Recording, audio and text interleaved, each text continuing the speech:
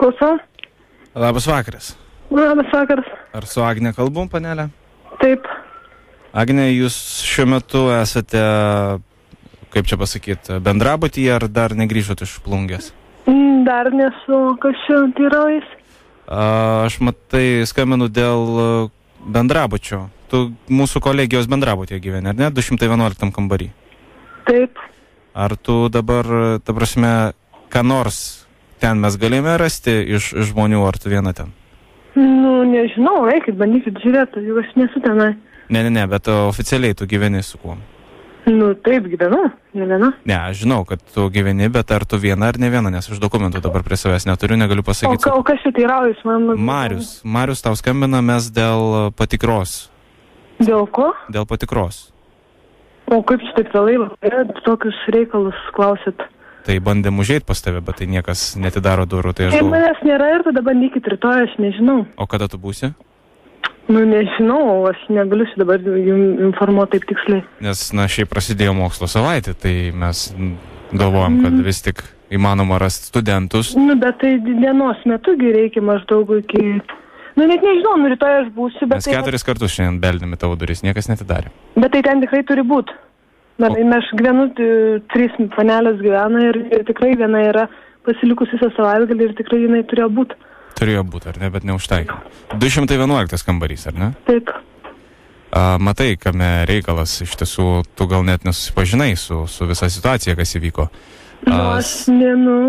Savaitgalį buvo gautas pranešimas, kad iš būtent šio kambario, aš nežinau, kuri mergaitė, bet ar buvo kažkoks ten balius, ar kažkas. Ir yra pasigesta tai, kad tame kambaryje dingo piniginė.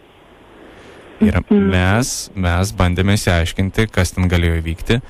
Ir neradęs aš nei vienos asmens, kas ten gyvena, perėjau dokumentus ir radau tavo vardą ir tavo telefono numerį. Tai bandau tau skambinti ir gal sakau, tu žinai, kas ten įvyko? Nu, bet aš net nežinau, kažkaip labai įdomu, kodėl niekas neprisistato. Koks čia Marius, kas čia kaip? Marius. Nu, kas Marius? Daug labai Marių yra. Nu, daug Marių yra. Kaip?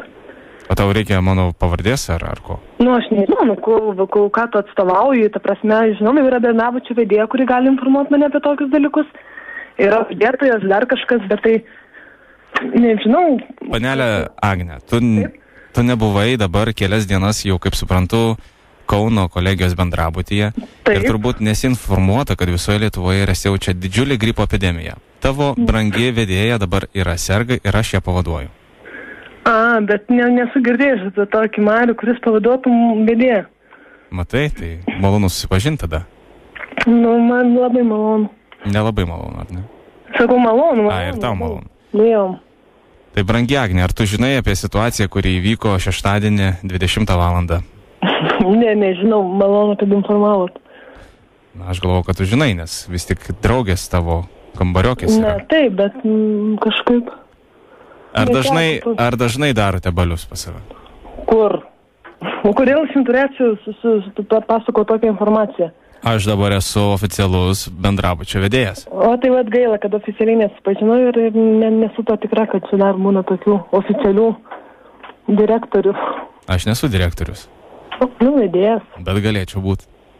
Nu, tai kandidatuot galėsit. Agne, aš galvoju, šiandien yra pirmadienis, tavęs dar nėra moksluose, kodėl? Taip pat pažiūrėkit tvarkaraštį, kada aš turiu būti ir patikrinkit. Tai ką aš dabar turiu tavim domėtis, kada tavo mokslus reikia? Tai turbūt, kad jūs labai domitės, kodėl aš nesu pirmadienį bendrabuty. Taip, aš pasigėdau tavęs. Nu, tai žiūrėkit, kada man mokslai prasideda, kada aš ten turiu būti, jeigu čia taip oficialiai viskas. O kada tu būsi?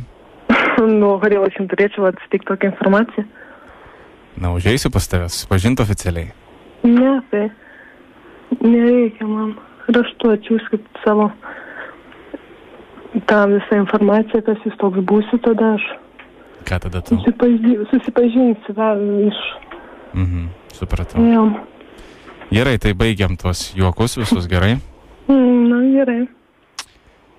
Aš iš tiesų dabar pavaduoju vedėją. Ir norėjau, žinai, paskambinti šiek tiek pajokauti su gražiom mergaitėm, kurios gyvena mano bendrabutyje. Na. Ir gaila, kad tavęs nėra dabar bendrabutį iš tiesų. Na, ir kaip čia dabar? Nu, kas kaip? Tiesiog Galvoju, čia pajuokaut. norėjau prisistatyti, žinai, tokį netradicinę formą. Vis tik naujas darbuotojas dabar esu, sakau, reikia su savo gyventojais šiek tiek papokštaut, žinai. Ir išsirinkau tave vienintelę, nes matau tavo nuotrauką. Esi graži mergina ir galvoju, reikia paskambinti. Nedaug dievė, gal dar būsi 211 kambarį, tai turėčiau kur permokti. Ja, aišku, viskas. Tai va, tai kada grįšim?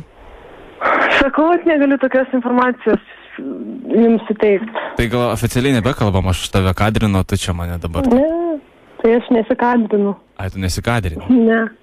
Na taip, su 3 mergaitėm gyveni, tau vaikinai turbūt nelabai patinka. Ne, tai man patinka, yra kas man patinka ir... Yra kas nepatinka, ne? Ne, nesakiau aš taip. Bet tai kaip tu dabar praeisi pro mane? Aš stebėsiu, žinau. Jo, galėsiu stebėti. Ir pati nejaukiai jausies. Kodėl turėčiau nejaukiai jausti? Nu, tokių dalykų dabar prikalbėjai. Kokių dalykų? Nu, va tokių. Nieko nesijaučiu blogo pasakius. O galima tave kada nors pakviesti pasimatymą? Nelaikstu aš pasimatymus. Tai sekso irgi nebūna po pirmo pasimatymo? Ko? Ne, iš tikrųjų aš neturiu čia laiko tokius vėjus kalbėtai. Aš irgi neturiu. Nu tai va ir nebekalbėkim tada. Nu, turiu dar vieną dalyką pasakyti ir nebekalbam, gerai? Nu. Zip FM. Labas. Jo. Agne, radio stotis Zip FM radistai, Jonas Berolando. Su tavim pakalbėjo, užregistravo tave draugė, bet nežinau kokia, žinau. Nu, aš galiu įtart. Gali įtart, ne? Taip. Tai va, tai linkėjimai, greičiau grįžk ir nesupyk, kad tave sutrukdžiau. Gerai, dėkui. Iki. Visą.